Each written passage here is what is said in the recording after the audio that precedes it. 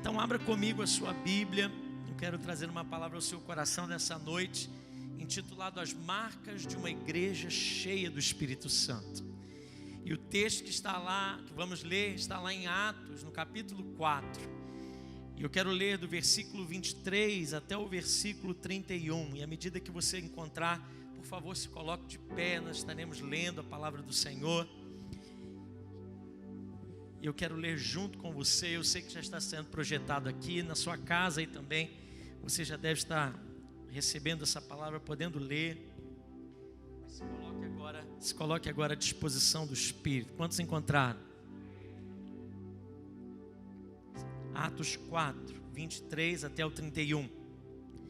Diz assim a palavra do Senhor: Uma vez soltos, procuraram os irmãos e lhes contaram quantas coisas lhes haviam dito os principais sacerdotes e os anciãos. E ouvindo isso, unânimes, levantaram a voz a Deus e disseram: Tu, soberano Senhor, que fizeste o céu, a terra, o mar e tudo que neles há, que disseste por intermédio do Espírito Santo por boca de Davi, nosso pai, teu servo, porque se enfureceram os gentios e os povos imaginaram coisas vãs. Levantaram-se os reis da terra e as autoridades ajuntaram-se a uma contra o Senhor e contra o seu ungido, porque verdadeiramente se ajuntaram nessa cidade contra o teu santo servo Jesus, a qual ungiste Herodes e Pôncio Pilatos com os gentios e gente de Israel, para fazerem tudo o que a tua mão e o teu propósito predeterminaram. Agora, Senhor, olha para as suas ameaças e concede aos teus servos que anunciem com toda intrepidez a tua palavra, enquanto estendes a mão para fazer curas, sinais e prodígios por intermédio do nome do teu santo servo Jesus. E tendo eles orado, tremeu o lugar onde estavam reunidos, e todos ficaram cheios do Espírito Santo e com intrepidez anunciavam a palavra de Deus. Pai, que nessa noite esse lugar estremeça, que haja, Pai, um terremoto santo nesse lugar, que o Senhor encha as nossas vidas com teu Espírito e que o Senhor nos batize com ousadia e intrepidez, para sermos, Pai, a igreja que o Senhor sonhou que fôssemos. É o que oramos no nome de Jesus, e a igreja diz amém. Você pode se assentar. Sabe, irmãos, Pentecostes é o 50º dia após o sábado de Páscoa, ou seja, 50 dias depois do sábado, da festa da Páscoa, da festa mais importante. Lá em Levíticos 23, você vai ver essa ordenança de celebrar essa festa importante. E assim que se passavam 50 dias depois do sábado de Páscoa, ou seja, no domingo, era celebrada essa festa que em vários textos bíblicos, em Êxodo ela é conhecida como festa das semanas, você vai ver ela conhecida como festa da colheita, festa das primícias. E ela indica então ali Jesus como a primícia daqueles que dormem, e sendo ressuscitado durante 40 dias, o Senhor passa com a igreja, dando provas incontestáveis da sua ressurreição, aparecendo várias vezes, ministrando a vida dos discípulos. E depois do 40º dia, ele então é assunto aos céus, e ele dá uma ordem aos discípulos. Ele diz assim: ficai em Jerusalém até que do alto sejam revestidos de poder. E a igreja então, depois daqueles 40 dias com Jesus sendo ministrados, agora vai passar 10 dias trancados num cenáculo, orando e buscando a Deus. 10 dias então depois da subida do mestre, acontece algo poderoso na história da igreja.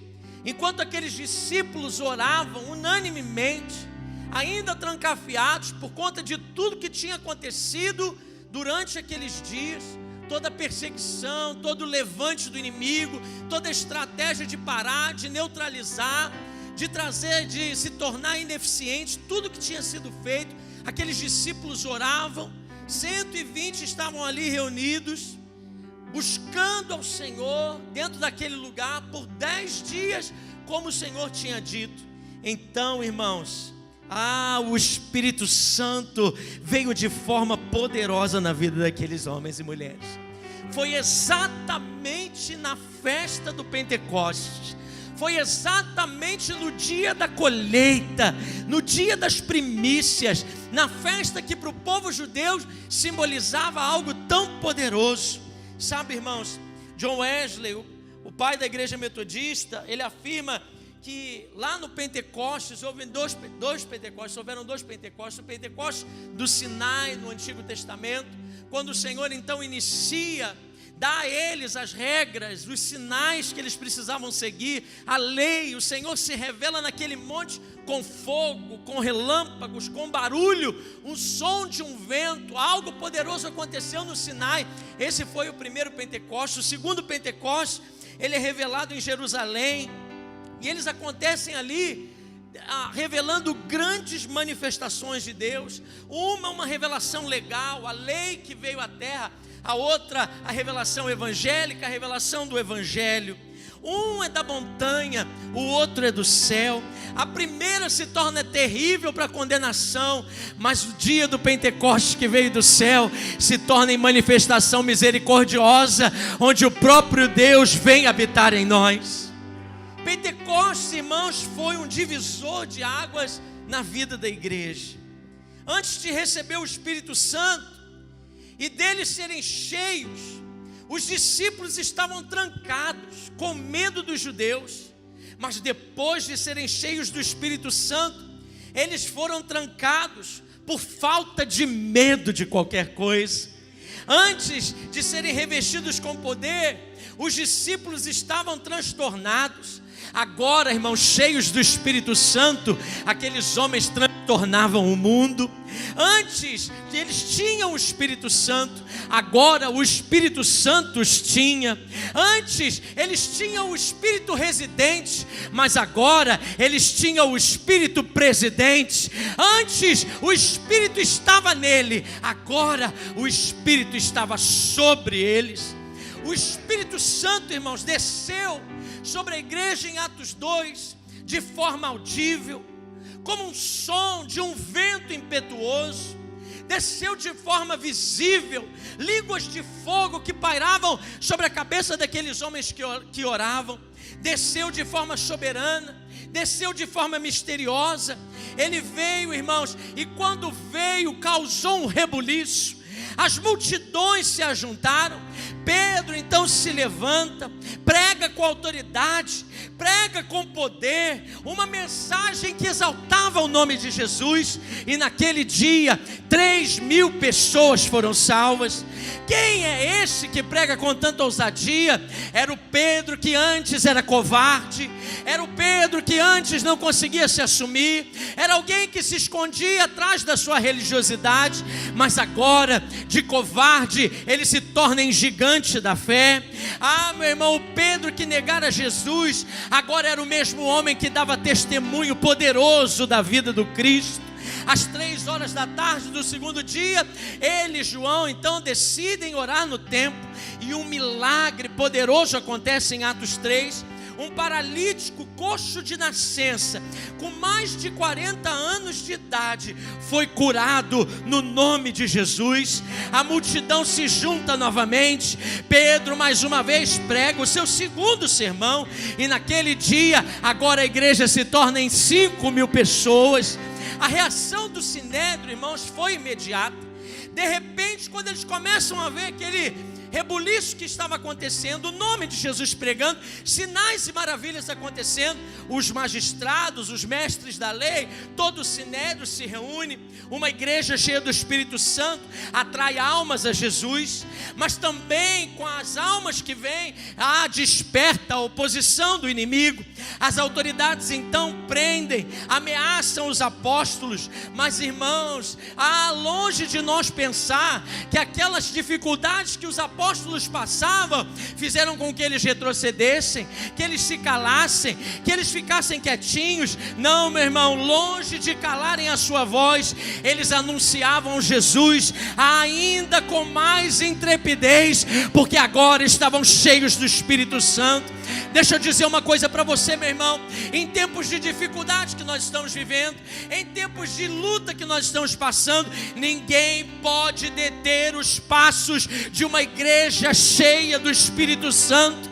Ninguém pode intimidar uma igreja cheia do poder do alto.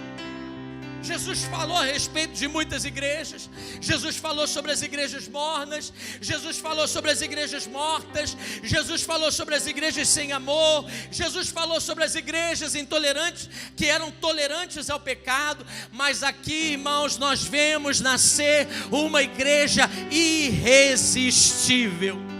Eu não sei você nessa noite, mas eu quero me tornar uma igreja irresistível.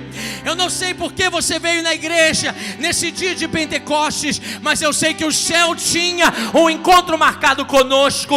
E assim como de repente o lugar onde estavam se reunindo para orar, para buscar, eles não sabiam o que iria acontecer naquele dia. Um som como de um vento impetuoso veio e transformou a vida deles. Hoje também o Espírito está sobre nós. Há um mover de Deus que pode tomar a nossa vida nessa noite. Eu quero ser uma igreja irresistível. Você também? Diga comigo, eu quero ser uma igreja irresistível. Eu não sei se o meu microfone está muito alto por aí. Você pode abaixar um pouquinho. Só aumenta o meu retorno aqui e abaixa um pouco aí. Sabe, irmãos, quais são as marcas então de uma igreja cheia do Espírito Santo? Se nós estamos buscando ser uma igreja então cheia do Espírito Santo, eu preciso, e nesses breves momentos eu quero te mostrar, baseado nesse texto que nós lemos, 6 marcas de uma igreja cheia do Espírito Santo. A igreja de Cristo sempre venceu, sempre avançou quando as coisas eram mais difíceis. Meu irmão, eu não sei se você está entendendo o que o Espírito Santo está dizendo para você. Deixa eu ser mais claro aqui nessa noite. Eu quero te dizer, eu vim aqui da parte do céu dizer que quando as coisas se tornam mais difíceis, isso não é sinal de que você não pode avançar, de que você não vai vencer, de que você não vai progredir. Eu não sei como você está vivendo aí os seus dias, mas mesmo diante de dias difíceis, é tempo de crescimento, é tempo de avanço, é tempo de cumprir os propósitos do Senhor, é tempo de viver ainda coisas maiores. Uma igreja cheia do Espírito, quando perseguida, triunfa nas adversidades. Diga para a pessoa que está do seu lado, você vai vencer essa adversidade.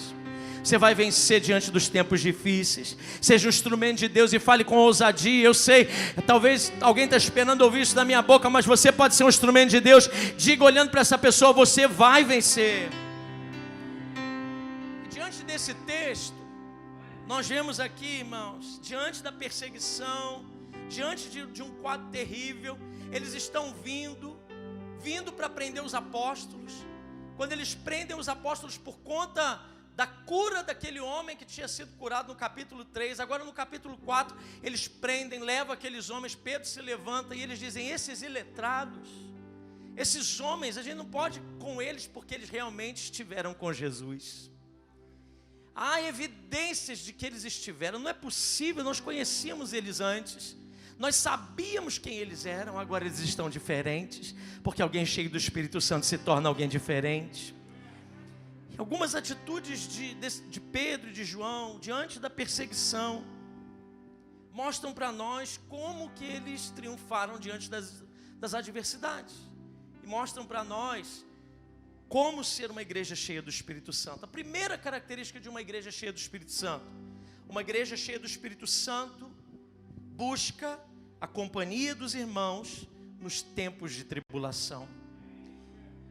Uma igreja, vou repetir isso para você, anote isso em algum lugar, escreva isso na sua Bíblia, pegue o bloco de anotações do seu celular, aprenda a escrever. A gente aprende muito quando a gente escreve, quando a gente põe no papel, quando a gente não fica só passivo, ouvindo, mas quando Deus está falando alguma coisa. Eu faço isso direto quando alguém está ministrando. Às vezes uma frase eu escrevo na minha Bíblia, eu escrevo no meu bloco de notas no celular, eu vou falar isso de novo, eu vou receber essa palavra de novo.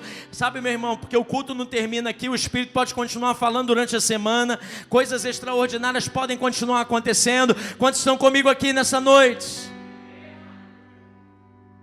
Então, uma igreja cheia do Espírito Santo, primeira marca, anote aí, uma igreja cheia do Espírito Santo busca a companhia dos irmãos no tempo de tribulação. Olha o versículo 23, projeta para mim e deixa projetado, eu vou passando versículo a versículo. Versículo 23 diz assim: uma vez soltos, procuraram os irmãos e lhes contaram quantas coisas lhes haviam dito os principais sacerdotes e anciãos. Meu irmão, deixa eu dizer uma coisa para você. A igreja é o recurso que Deus providenciou para nos encorajar. A igreja é sala de emergência do Espírito Santo para incentivar e consolar a vida daqueles que precisam. Gente precisa de Deus, mas gente precisa de gente também.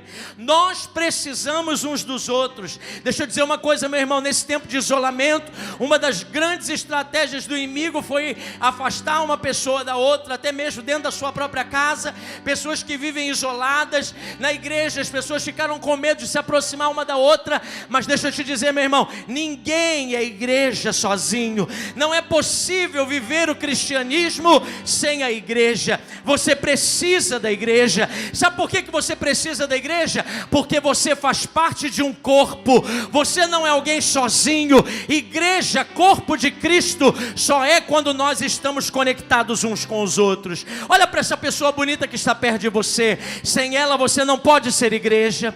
Sem ela você não pode ser igreja. Sabe por quê? Ah, pastor, eu nem conheço ela. Pois é, a tua obrigação é conhecê-la. Ah, mas eu nem gosto muito dela. Pois é, a tua obrigação é perdoá-la. Ah, mas eu tenho muita rixa com essa pessoa. Pois é, a tua parte agora é fazer um concerto, uma aliança. Porque, meu irmão, uma igreja que anda dividida é uma igreja quebrada, desistida, sem força. Mas uma igreja unida no Senhor, as portas do inferno não podem prevalecer. Até Jesus na sua dor, meu irmão, no momento de mais tristeza, sabe o que ele faz? Ele chama alguns discípulos para caminhar junto com ele. Chamou 3 dos seus discípulos para estar perto dele. Ninguém, meu irmão, pode passar por lutas sozinho, tá? Eu sei que quando a gente está passando luta, a vontade que dá é de sumir. A vontade que dá é de pegar um trem para algum lugar bem longe daqui, não ver ninguém, não falar com ninguém. Ainda mais quando a gente está passando e ninguém fala conosco. Aí a gente fala: ah, eu não vou não mais nessa igreja, ninguém me liga, ninguém está comigo. A estratégia do inimigo é pensar que você está sozinho. Mas, meu irmão, deixa eu te dizer, há uma bênção especial quando nós estamos com a igreja. Isso não quer dizer que em todo o tempo nós estamos acompanhados, mas você está debaixo de uma cobertura. A igreja, meu irmão, lá atrás não desencorajou os apóstolos, não jogou medo no coração deles. Quando trouxeram e vieram logo, quando eles ouviram tudo que eles estavam falando, eles procuraram os irmãos e ninguém ficou falando: o negócio vai dar ruim, agora é melhor a gente ficar quietinho, porque senão vai sobrar para nós também, é melhor cada um voltar para a sua vida. Não, meu irmão, sabe o que eles fizeram? Eles começaram a orar, começou ali uma poderosa reunião de oração. E deixa eu te dizer uma coisa, meu irmão, a igreja, é na igreja que as portas dos céus se abrem.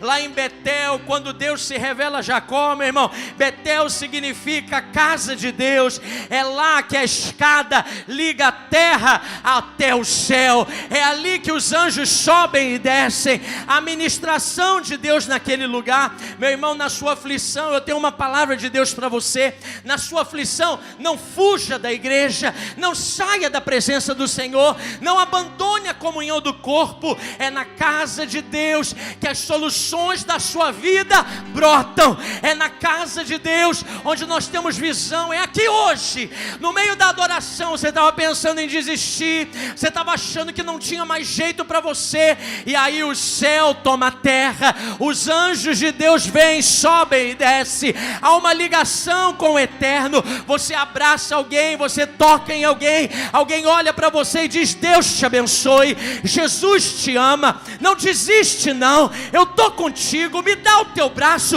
eu estava com saudade de você. Aquela palavra vem e traz vida à nossa vida. Meu irmão, deixa eu dizer uma coisa para você. Talvez você chegou aqui e pensou: ainda ninguém disse isso para mim, mas eu falo para você hoje: Jesus te ama, você faz falta, não abandona a igreja, não abre mão da comunhão, porque é aqui que você vai vencer. É aqui que você vai vencer, meu irmão. Eu posso ser igreja em casa, não existe isso. Você pode ser até um crente, vou ficar em casa, vou assistir em casa, agora eu não preciso mais da comunhão, porque lá só tem gente falsa. Essa é a maior mentira do diabo. Sabe por quê, meu irmão? Aqui é hospital, todos nós estamos sendo tratados de alguma forma. O problema é que às vezes a gente não aceita ver a gente mesmo na vida de alguém. Os erros, as situações. Como você vai exercer essa igreja se você estiver longe dela? Aqui, irmãos, é o lugar onde Deus tem algo especial para você.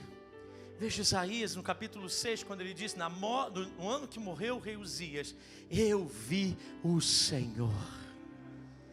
No meio da dor, Isaías perde alguém importante, mas ele vai para a presença de Deus.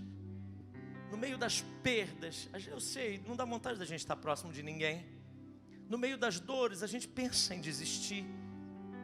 Mas Isaías, no ano que morreu o rei Uzias, ele vai como ele fazia de costume, ele não abriu mão, ele não disse: dessa vez é o meu turno e eu não vou. Dessa vez, deixa para alguém. Eu estou muito atarefado, eu tô com a minha cabeça cheia de tantas coisas, é melhor eu não ir, eu vou na semana que vem. Se ele tivesse deixado para a semana que vem, ele nunca teria tido uma visão que mudaria a história da sua vida e do seu ministério.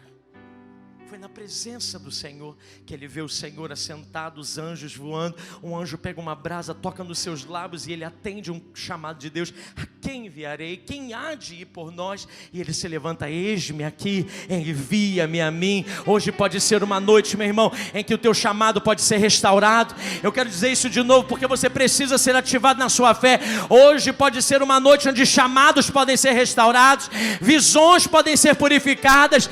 Meu irmão, você pode ser restaurado em Deus, na presença do Senhor. Mas Deus está em todo lugar, sim, mas há algo especial na comunhão dos santos. Quando nós nos reunimos, há algo especial. O salmista, lá no Salmo 73, ele olha a prosperidade dos ímpios e ele quase desvia. Ele diz: é melhor então eu nem servir ao Senhor, porque os ímpios prosperam mais, são mais fortes, não passam doenças, eles estão vivendo melhor do que eu que estou servindo ao Senhor. Mas lá no versículo, irmãos, 16 do capítulo 73 de Salmos, quando ele está quase desistindo, ele está quase desviando, ele está com o pé fora da igreja já, no versículo 16 ele diz: quando tentei entender tudo isso, achei muito difícil para mim, até que entrei no santuário de Deus, e então compreendi o destino dos ímpios. Meu irmão, eu não sei você, mas a presença de Deus pode mudar o nosso destino. A glória do Senhor pode tocar a nossa vida de forma poderosa. No versículo 25 do Salmo 73, ele chega à conclusão: a quem tenho nos céus senão a ti? Peraí, Davi, você não estava quase desistindo? Eu não tenho como largar esse Deus, eu não posso sair da sua casa, eu amo a sua presença. E na terra nada mais desejo além de estar junto a ti. O meu corpo e o meu coração podem fraquejar, mas Deus é a força do meu coração e a minha herança para sempre. Os que te abandonam sem dúvida perecerão, tu destróis os infiéis, mas para mim bom é estar perto do meu Deus.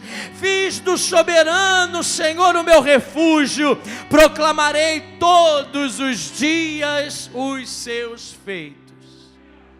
Então, a primeira marca de uma igreja cheia do Espírito Santo é não abandonar a comunhão dos irmãos. Segunda marca, de uma igreja cheia do Espírito Santo. Olha lá o versículo 24, até o versículo 26, diz assim: ouvindo isso, unânimes, levantaram a voz a Deus e disseram: Tu, soberano Senhor, que fizeste o céu e a terra, o mar e tudo que neles há, que disseste por intermédio do Espírito Santo, por boca de Davi, nosso pai, teu servo, porque se enfureceram os gentios e os povos imaginaram coisas vãs. Levantaram-se os reis da terra e as autoridades ajuntaram-se a uma contra o Senhor e contra o seu ungido. Olhe bem, meu irmão, preste atenção. Essa é a primeira perseguição dos apóstolos. E uma igreja cheia do Espírito Santo é uma igreja que busca o Senhor Todo-Poderoso em oração. Sabe, essa é a primeira vez que eles estão sendo atacados, amedrontados. E sabe para onde eles correm? Eles correm para uma reunião de oração na igreja. O melhor método, ouça bem o que o Espírito Santo está dizendo para você nessa noite, meu irmão. O melhor método de enfrentar a oposição é sempre na oração. Diga isso comigo: o melhor método de se enfrentar uma oposição é na oração. A ação dos inimigos, dos discípulos, irmãos, contra os inimigos que se levantaram, não foi de ira, não foi de desejo de vingança, mas ao invés disso eles recorreram à oração. A igreja é o povo que busca a Deus em oração nas horas de maior dificuldade. A oração é uma arma de guerra. A oração é uma arma de guerra, meu irmão. Quando nós nos curvamos diante de Deus, nós nos levantamos diante dos homens. Quando nós colocamos os nossos olhos no Senhor, nós perdemos totalmente a ameaça que os homens podem nos dar. Ah, meu irmão, você precisa hoje ser despertado, porque uma igreja cheia do Espírito Santo é uma igreja de oração. Ah, mas como que essa igreja então orava? Eu quero te mostrar duas formas que eles oravam. Como que eles oravam? Preste bem atenção comigo. A forma que aqueles crentes se ergueram unanimemente em oração determina para nós como também nós vamos prevalecer. A primeira coisa que eles fizeram está lá no versículo 24. Eles trouxeram à mente a soberania de Deus. A igreja se dirigiu a Deus como soberano Senhor, Senhor Todo-Poderoso. A palavra no grego é depostes, que significa um termo para denominar um proprietário de escravos, uma autoridade inquestionável. O sinédrio, irmãos, podia até fazer ameaças contra eles, poderia até emitir decretos proibindo eles de pregar, de se manifestar, como eles tinham feito. Se você ler os versículos anteriores, eles chamaram e disseram: olha, nós vamos até liberar vocês, se vocês ficarem caladinhos. Eles disseram: não temos, melhor é obedecer a Deus do que os homens. Nós não estamos debaixo da autoridade dessa terra, nós estamos debaixo da autoridade divina. Sabe, meu irmão, o sinédrio tentou silenciar eles, mas a autoridade deles estava sujeita a uma autoridade superior. Os decretos humanos não podem passar por cima dos decretos de Deus sobre a sua vida. Não era o sinédrio judaico que estava no controle da situação, não eram os Césares de Roma que mandavam em tudo, mas o Deus Todo-Poderoso, aquele que estava sentado no seu alto e sublime trono, era Ele que a igreja recorria. Sabe, meu irmão, a gente precisa ter a visão do Senhor que está sentado no seu trono. Nada acontece fora da vontade do nosso Deus. Meu irmão, uma boa oportunidade de você dar um glória a Deus. Eu vou repetir: nada acontece fora da vontade do nosso Deus. Às vezes a gente fica perturbado, porque a gente para, irmãos, de meditar na majestade do nosso Deus. Hoje eu estava descendo uma serra, e eu estava com os meus filhos no carro, e quando nós descemos a serra, demos de frente com um paredão de pedra gigante, uma montanha muito alta. E quando eu vi aquela montanha tão alta, eu pensei no Senhor. Como que aquela fortaleza Como que alguém colocou aquilo ali, a gente pequenininho, milhares de vezes menor do que aquele paredão de pedra. E eu pude dizer para os meus filhos: olhem para isso, esse foi o nosso Deus que colocou aqui nesse lugar. O nosso Deus é poderoso, o nosso Deus é maior do que tudo que nós pensamos. Sabe, às vezes a gente vê qualquer coisa, e o problema, a A.W. Tozer, um pregador, ele dizia o seguinte, que o maior problema da igreja é viver no corre-corre, é viver na correria, é ser distraída de todas as formas, porque essa é a estratégia do inimigo para a tua vida. Quanto mais ele te distrair, mais ele tira a atenção daquele que é suficiente para resolver tudo e qualquer situação que aparecer na sua vida. O problema da igreja é meditar pouco, meu irmão, acerca da grandeza do teu Deus. O teu Deus é grande, o teu Deus é forte, o teu Deus é poderoso. Onde estão os homens cheios do Espírito Santo para selar isso aqui? Ei, eu sinto o poder de Deus aqui, meu irmão. Tem tanta coisa acontecendo, parece que essa crise é maior, parece que o vírus é maior, parece que os problemas econômicos são maiores. Eu vim aqui da parte de Deus te lembrar que você serve o Deus Todo-Poderoso. Por um minuto erga sua mão e adore, adore, adore. Diga glória a Deus por um minuto. Exalte o Deus que é todo-poderoso. Exalte o Deus que é todo-poderoso. Ponha Ele acima das lutas que você está passando. Para de falar das lutas, dos problemas, das dificuldades. Fale dele agora. O Senhor é bom, o Senhor é fiel, o Senhor pode resolver, o Senhor é poderoso. Contemple o Senhor na sua glória, contemple o Senhor na sua majestade, contemple o poder de Deus. Qual é o tamanho do teu Deus, meu irmão? Qual é o tamanho do teu Deus? O profeta Isaías, no capítulo 40, dos versículos 12 ao versículo 26. Você está anotando? Anota isso aí, meu irmão. Hoje eu estou dando munição para você aguentar essa semana aí cheio do Espírito Santo. Isaías 40, do 12 ao 26. Ele pensa sobre isso e ele diz que o nosso Deus é aquele que mediu as águas dos mares na concha da sua mão. É que pesou o pó da terra em balança de precisão. O nosso Deus é aquele que criou e chama cada estrela pelo nome e que está sentado na redondeza da terra. O nosso Deus é criador dos céus e da terra. Ele é soberano a tudo e a todos Ele governa. Às vezes, irmãos, a gente esquece que Deus é Deus. Diga comigo, Deus é Deus. Diga comigo, não há Deus como nosso Deus. Diga para alguém perto do seu lado, não há Deus como teu Deus.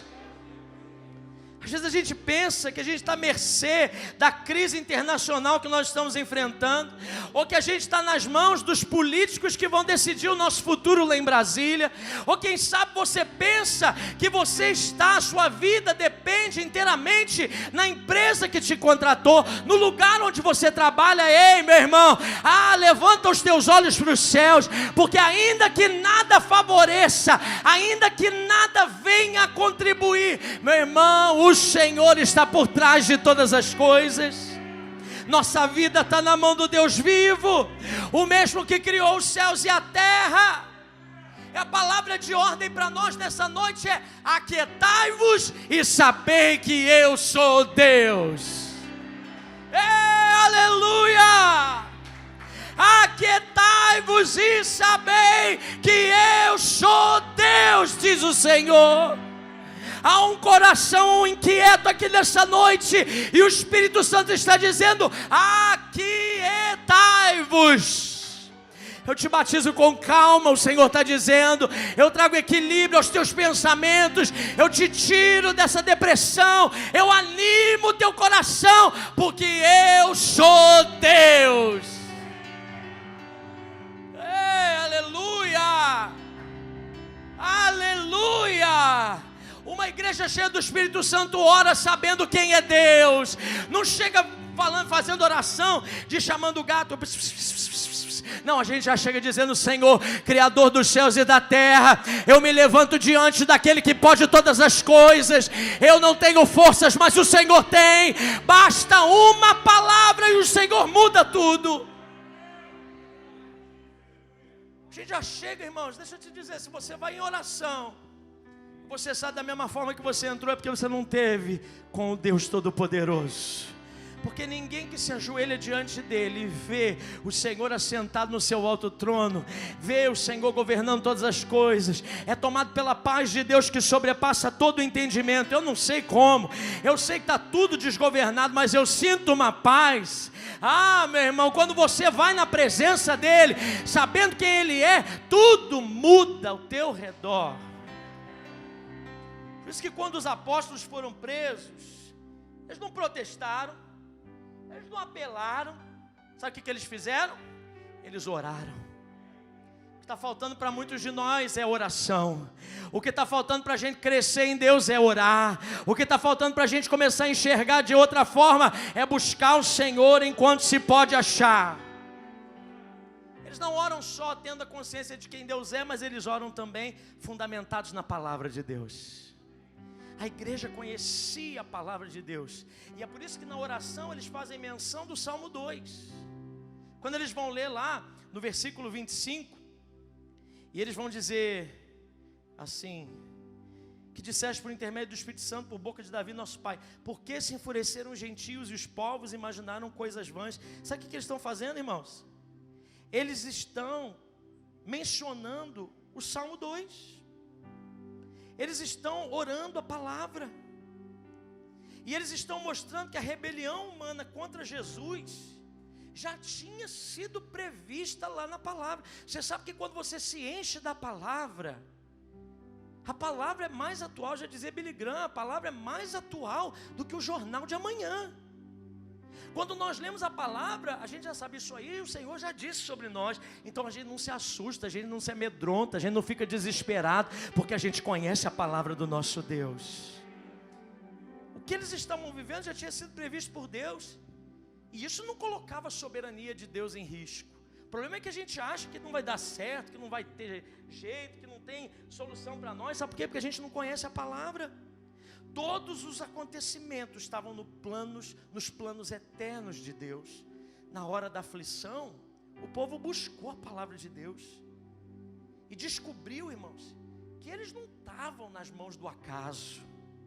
Eles não estavam nas mãos das autoridades judaicas.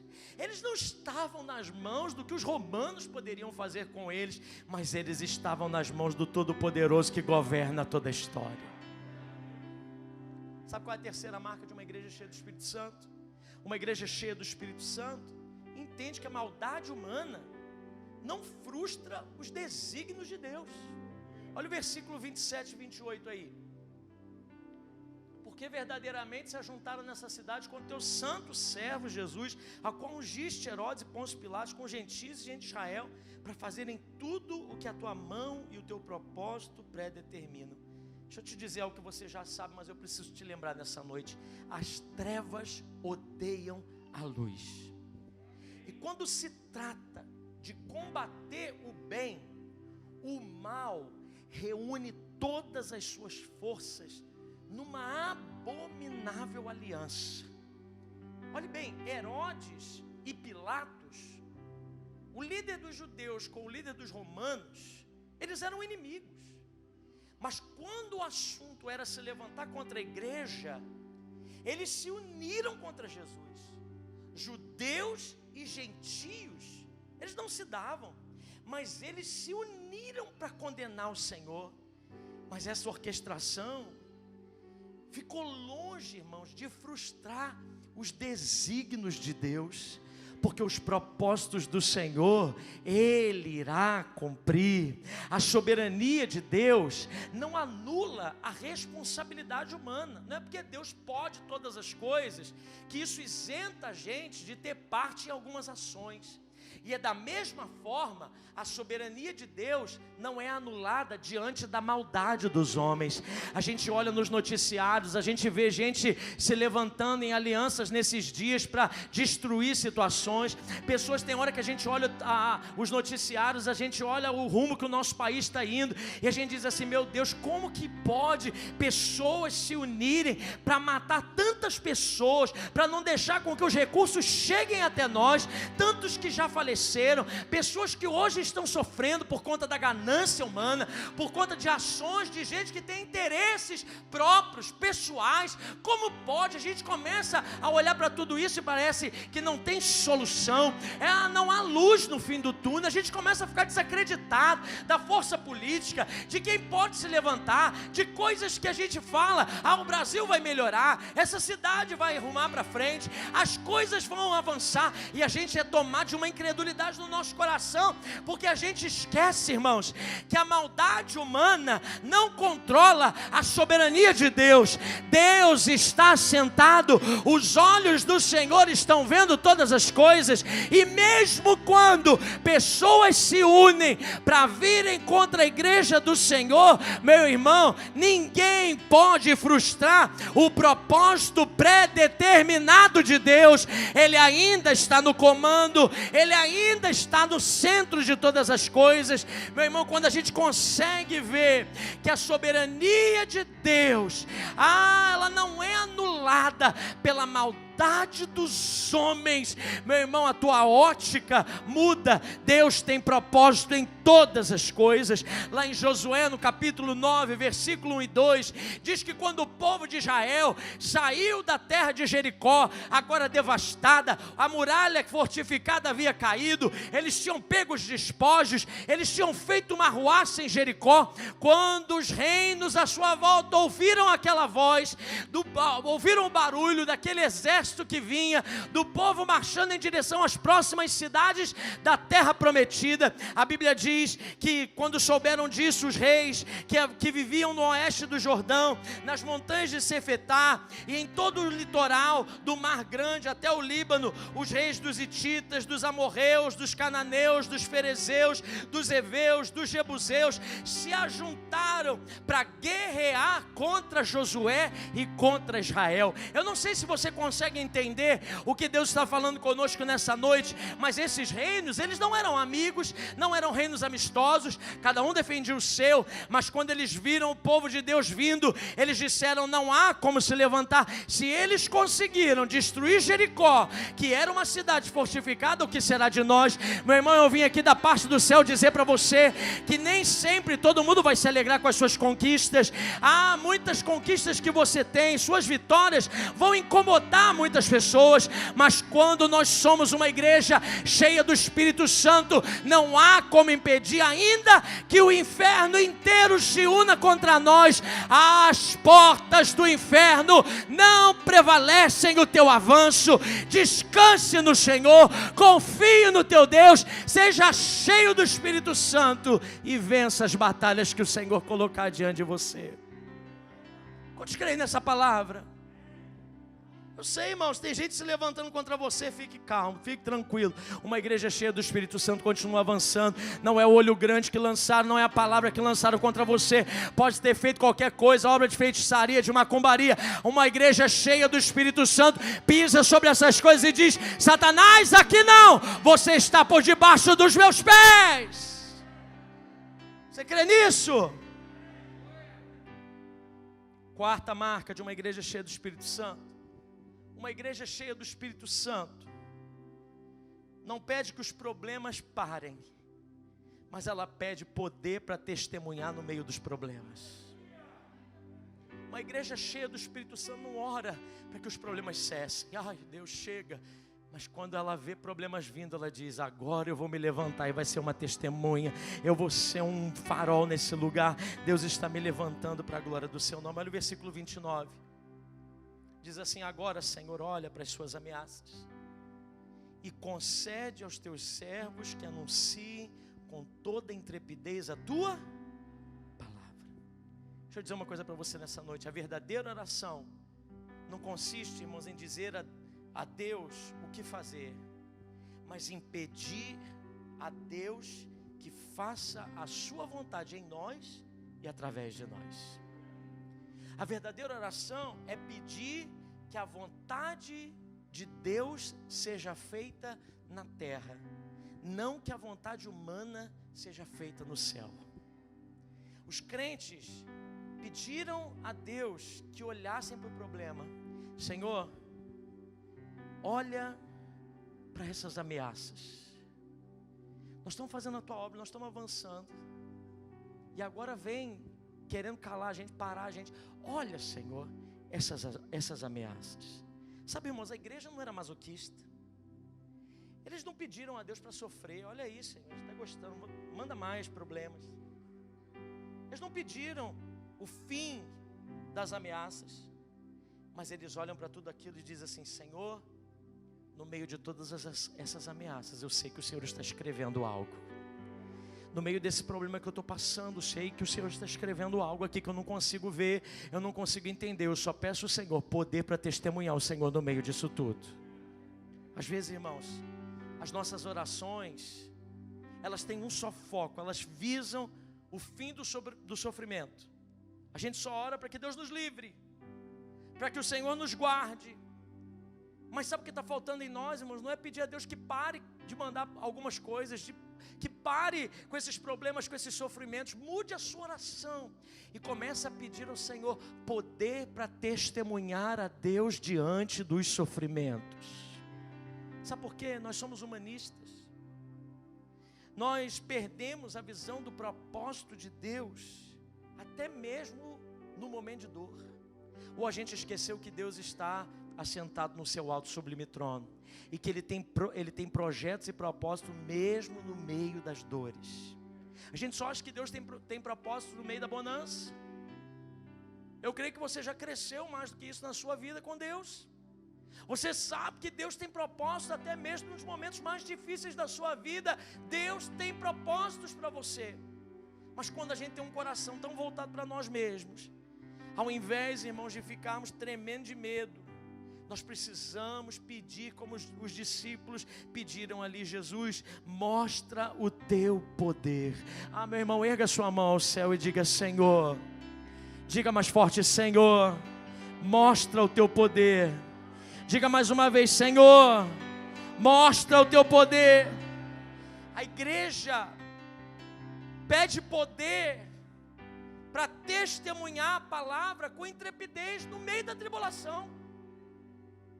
Sabe, irmãos, hoje há muitas igrejas que deixaram a palavra e começaram a pregar as novidades que tem aí no mercado da fé.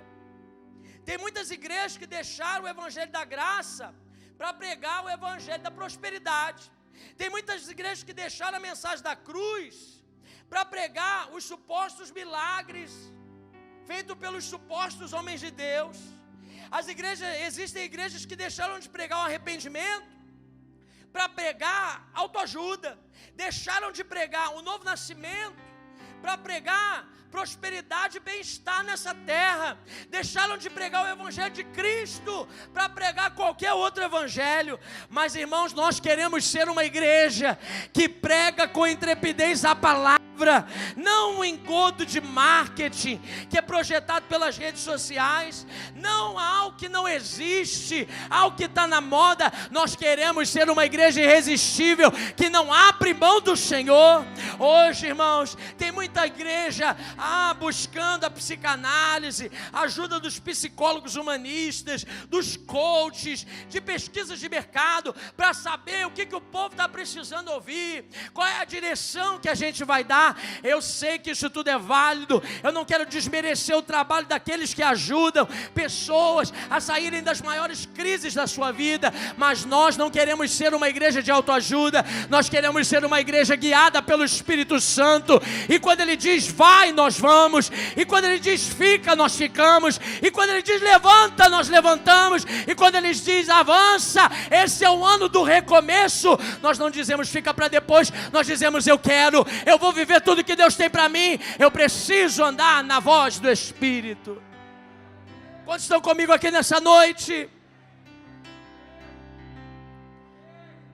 Meu irmão, a gente precisa pregar a palavra com mais ousadia. A gente precisa voltar à palavra. Nós estamos precisando de uma nova reforma na igreja. A palavra precisa ser valorizada. Meu irmão, chega de conceito humano. Eu quero o que a palavra diz ao meu respeito. Quinta marca de uma igreja cheia do Espírito Santo. Estou terminando. Uma igreja cheia do Espírito Santo tem expectativa na ação milagrosa no meio da sua vida. Uma igreja cheia do Espírito Santo tem expectativa da ação milagrosa de Deus em seu meio. Olha o versículo 30. Enquanto estendes a mão para fazer curas, sinais e prodígios por intermédio do nome do teu santo servo Jesus. Meu irmão, você não está querendo sinais e prodígios? Não, tudo bem, deixa para quem quiser. Se você não quiser, fica caladinho. Mas se você quiser, diga glória a Deus. Eu quero, eu preciso, Senhor. A igreja não orava pedindo milagres de vingança, de destruição com fogo do céu em cima dos inimigos. Senhor, vai lá, esquarteja eles, destrói eles. Mas não, irmãos, eles pediam sinais de misericórdia. Senhor, olha a ameaça deles, mas nos dá poder para pregar essa palavra com ousadia. Enquanto a gente prega, o Senhor vai fazendo sinal, prodígios, milagres, maravilhas. A tua presença vai se manifestando no nosso meio. Irmãos, a igreja tinha uma agenda aberta para as intervenções maravilhosas de Deus. Ela orava pelas manifestações do poder de Deus. Ela tinha convicção do poder de Jesus para curar, para fazer milagres, para fazer sinais, para fazer prodígios. Hoje tem muita igreja com cara de ortodoxa, que veio ela pela palavra. A gente gosta da palavra, a gente lê a palavra. Mas sabe o que isso, irmãos? Significa, às vezes não significa nada. Parece ortodoxa, mas não crê mais na intervenção de Deus. Não abandonaram já a piedade, uma vida de santificação, uma vida de paixão, de buscar a Deus acima de todas as coisas. A gente até serve a Deus, mas enquanto não tem um trabalho que a gente vai ter que se dedicar, porque o trabalho, Deus sabe que eu tenho a minha família, Deus sabe que você tem a sua família, mas a sua família precisa mais de Deus do que o dinheiro que você traz no final do mês. Eles precisam ver você, pai de família, mais cheio da presença do Espírito Santo do que alguém que paga as suas contas. Sabe o que os seus filhos vão lembrar de você? Toda vez que meu pai orou comigo, Deus se manifestou. Toda vez que o meu pai me deu um conselho, era Deus falando comigo. Toda vez que o meu pai pôs as mãos sobre a minha cabeça, eu fui mais edificado, eu fui mais enriquecido. Ele não vai lembrar que você pagou as contas, que na escola estava tudo certinho, que tinha compra lá na geladeira. Ele pode até viver, isso aí pode fazer parte do normal, mas o que vai impactar a vida dele é ter um pai e uma mãe cheia do Espírito Santo. Estou fazendo apologia para você abandonar emprego agora e viver para Deus, não. Eu estou fazendo apologia para você colocar as prioridades nos lugares das prioridades. Estou tão cansado que não posso. Não. Já perderam, irmãos. Tem gente que não acha alegria aqui na presença de Deus. Tome muito cuidado, porque tudo vai trazer alegria para você. É o futebol, é o esporte, é o tempo de lazer, é qualquer coisa que você tenha. Enquanto a tua alegria não for o Senhor, qualquer outra coisa pode trazer uma alegria passageira. E quando aquilo terminar, você corre para outra. E quando aquilo terminar, você corre para outra. Mas quem acha alegria no Senhor, ela é uma alegria perene, constante, que aponta para o céu. Estou falando para você não ter hobby, para você não se dedicar. Não, faça isso tudo, mas ame mais o Senhor. Ame mais a Deus, vele mais pela palavra dentro da sua casa, ore mais, busque mais, seja cheio do Espírito Santo para milagres e prodígios dentro do seu lar, dentro dessa reunião, onde você estiver. Seja alguém com expectativas de um mover de Deus. Deixa eu te perguntar, meu irmão, quando você estava tomando banho hoje, colocando essa roupa, passando perfume, você estava pensando, eu vou lá e tal, não. Você estava pensando o que? Deus, eu hoje quero sentir a tua presença de forma gloriosa. Hoje eu estou com uma dor aqui na coluna, mas eu sei que eu vou na tua casa. No meio do louvor agora o Senhor vai tocar a minha coluna. Eu estava me sentindo mal, a dor de cabeça estava me atacando, mas eu sei quando eu chegar lá, meu irmão, não tem dor que fique na presença de Jesus que cura tudo. Você fala, não, eu não sei. Para, meu irmão. Onde estão as expectativas de uma igreja? A igreja cheia do Espírito Santo não tem uma reunião. Não tem um momento que a gente não espera um milagre da parte de Deus. Uma igreja cheia do Espírito Santo está aberta, está esperançosa, com expectativas de ver os sinais do Senhor. Sabe, irmãos, hoje a gente tenta justificar a nossa aridez espiritual, criando mecanismos teológicos, que dizem que não, isso aí não, a gente ora, Deus faz, no seu tempo. Não, o tempo de Deus é agora. Eu digo para você que o tempo de Deus é agora. A hora dos milagres e dos sinais são agora. Essa é a igreja dos últimos dias. O Espírito cairia sobre toda a carne. Meu irmão, eu não sei você, mas eu sinto o fogo de Deus. Os discípulos pedem poder para pregar, mas o poder para fazer milagres está administrado por eles, não. É Jesus que faz milagres. É Jesus que realiza maravilhas. Aquela era uma igreja que esperava a ação do Senhor. Não sou eu que planejo o culto, é o Senhor que faz milagres. Mas isso então a gente não tem que ter ordem. Tem que ter ordem, tem que fazer do nosso jeito, mas eu tenho que estar aberto. Se o Senhor quiser fazer qualquer coisa aqui hoje, Senhor, faz a tua vontade, não a minha. Se o Senhor quiser mover, se o Senhor quiser incendiar, se o Senhor quiser curar, se o Senhor quiser tomar o rumo que o Senhor quiser, toma, porque a igreja é tua, eu sou teu, a nossa vida pertence ao Senhor. Aquela igreja estava aberta para o extraordinário, e o extraordinário aconteceu, irmãos. Eles estavam tão ansiosos. No capítulo 5 de Atos, você vai ver lá do versículo 12 até o versículo 16. Abra aí se você tem a sua Bíblia. Olha o que acontecia nessa igreja. Será que a gente está apontando, isso aí era para a igreja de Atos? Não, a igreja de Atos é um modelo para nós. A igreja de Atos é um modelo para a minha vida e para a sua. Olha Atos 5, 12 até o 16, diz assim: muitos sinais e prodígios eram feitos entre o povo pelas mãos dos apóstolos, e costumavam todos reunir-se de comum acordo no pórtico de Salomão. Tinha um lugar, não, a igreja vive sozinho. Isso é a igreja que está mostrando, irmãos. Eles se reuniam todos lá no pórtico de Salomão e o fogo caía. Mas dos restantes ninguém ousava juntar-se a eles. Porém o povo lhes tributava grande admiração. E crescia mais e mais a multidão de crentes, tanto os homens e mulheres agregados ao Senhor, a ponto de levarem os enfermos até pelas ruas e os colocarem sobre leitos e macas, para que ao passar Pedro, ao menos a sua sombra se projetasse em algum deles. E afluía também muita gente das cidades vizinhas a Jerusalém, levando doentes e atormentados de espíritos imundos, e todos, a Bíblia está dizendo aqui, e todos eram curados. Sua sombra está fazendo o que, meu irmão? Uma igreja cheia do Espírito Santo, quando passa, milagres começam a acontecer. Eu quero profetizar sobre a sua vida que essa semana, onde você passar, milagres sobrenaturais de Deus vão acontecer.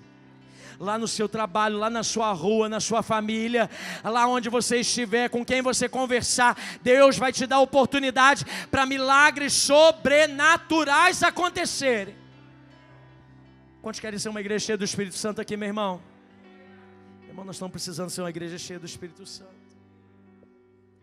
Eu quero ser uma igreja cheia do Espírito Santo. Eu não sei você, mas nesse dia de Pentecostes eu quero ser uma igreja cheia do Espírito Santo. E a sexta e última marca, podem me ajudar já os irmãos? Uma igreja cheia do Espírito Santo, ela é revestida de poder para pregar e para viver a palavra com autoridade. Olha o versículo 31. Diz assim: tendo eles orado, tremeu o lugar onde estavam reunidos, e todos ficaram cheios do Espírito Santo, e com intrepidez anunciavam a palavra de Deus. Sabe qual foi a resposta dessa oração? Nós lemos uma oração. Nós lemos um texto que fala da oração que eles fizeram diante da primeira perseguição que eles passaram. E sabe qual foi a resposta dessa oração? A resposta a essa oração sincera e unânime foi que a casa onde eles estavam reunidos tremeu. Aleluia. E os discípulos se tornaram inabaláveis. inabaláveis. Sabe por quê? Porque eles ficaram cheios do Espírito Santo. O aposento onde eles estavam tremeu fisicamente. Um sinal físico, como um terremoto. E sabe, no Antigo Testamento, esse era um sinal, tanto lá em Êxodo 19, 18, em Isaías 6, 4. Você vai ver lá em Êxodo, quando eles recebem a lei, o chão tremeu, se abriu. Isaías, quando está vendo a visão do Senhor, os limiares do templo, as bases do templo, chacoalharam. No Antigo Testamento, esse era um dos sinais visíveis da presença e da resposta de Deus a uma oração. O sentido aqui é que Deus ama se manifestar em uma igreja cheia do Espírito Santo. O maior interessado, não é quando a gente sai, quando a gente é uma igreja cheia do Espírito Santo, a gente sai daqui falando em língua, rolando no mistério, sapateando. Além disso, é muito bom, eu gosto muito. Eu gosto do fogo de Deus, eu gosto do mistério de Deus, mas eu gosto também, irmãos, de saber que quando eu sou cheio do Espírito Santo, não é só sinais que vão edificar a mim mesmo, mas é saber que Deus está disponível a atender a minha oração e dar provas cabíveis, notórias, visíveis, de que Ele está respaldando as nossas ações. O tremor não era para todo mundo olhar e dizer assim, uau, o que aconteceu? Mas era desde o Antigo Testamento Deus dizendo, eu estou no meio deles, eu vou atender a oração que eles fizerem, eu estou respaldando as ações dele. Sabe o que é uma marca de uma igreja cheia do Espírito Santo? É viver, é pregar a palavra, mas é viver essa palavra. Tudo que você prega, você vive. Aquilo que você fala, se torna. Onde você está, algo novo precisa acontecer. Sabe, meu irmão, todas as nossas ações precisam ser respaldadas pelo Espírito Santo. Nesse dia de Pentecostes, o maior legado que você pode tirar, e algo que você precisa desejar nesses dias, é ter um relacionamento tão profundo com o Espírito Santo, que a sua vida não passa despercebida, mas onde você estiver, Deus está dizendo, lá onde você estiver, eu estou com Ele, eu estou com ela, eu estou com essa família, eu estou nesse negócio, eu faço parte desses planos, eu tenho projetos para essa pessoa. Sabe, irmão, Charles Spurgeon, um grande pregador, ele subia as escadas do púlpito todas as vezes que ele ia pregar na sua igreja ali em Londres, igreja do Tabernáculo, e ele subia dizendo, eu creio no Espírito Santo, eu dependo do Espírito Santo, eu creio no Espírito Santo, eu dependo do Espírito Santo. Sabe por quê? Porque quem respalda a nossa voz não é a boa oratória que a gente tem, não é nada que a gente pode fazer, mas é a ação poderosa do Espírito Santo. Sem o Espírito Santo, nenhuma alma se converte. É mais fácil, irmãos, um leão se tornar vegetariano do que uma pessoa se converter a Cristo sem a obra do Espírito Santo. Fazer a obra de Deus, tentar viver a vida cristã sem o poder do Espírito Santo, é como a gente, irmãos, é o mesmo que tentar cortar lenha sem ter o cabo do machado. Nós precisamos ser continuamente cheios do Espírito Santo. E eu vim aqui nessa noite dizer para você algo. O enchimento de ontem não serve para hoje. O enchimento de ontem não serve para agora. Deus tem uma medida para agora. Deus tem uma medida para hoje. Deus tem uma medida para essa geração. Você vai ver lá em Atos 2, que quando eles oraram, todos ficaram cheios do Espírito Santo. Então dava para a gente cruzar o braço e dizer, já foram enchidos lá, já foram cheios do Espírito Santo, preenchidos pelo Espírito Santo naquela ocasião. Tá bonito, tá jóia, tá maravilhoso. Mas em Atos 4:8, quando Pedro teve que se levantar ali no capítulo 4 para falar para os magistrais, ele diz assim: então Pedro, cheio do Espírito Santo, para aquele momento ele teve que ser cheio do Espírito Santo. No versículo 31 que a gente leu, depois de orarem, tremeu o lugar e todos foram cheios do Espírito Santo. E hoje, no dia que nós comemoramos o dia de Pentecoste, quem sabe a gente termina esse culto dizendo: enquanto eles estavam orando, enquanto eles estavam buscando, tremeu o lugar onde eles estavam, e eles receberam uma porção nova e foram cheios do Espírito Santo. O enchimento de ontem não cabe para hoje. As experiências que você teve no passado não servem para agora. O que você viveu não serve para aquilo que você vai enfrentar amanhã. É tempo de você ser cheio do Espírito Santo. É tempo de uma experiência pessoal. É tempo de um desejo de receber algo da presença do Senhor.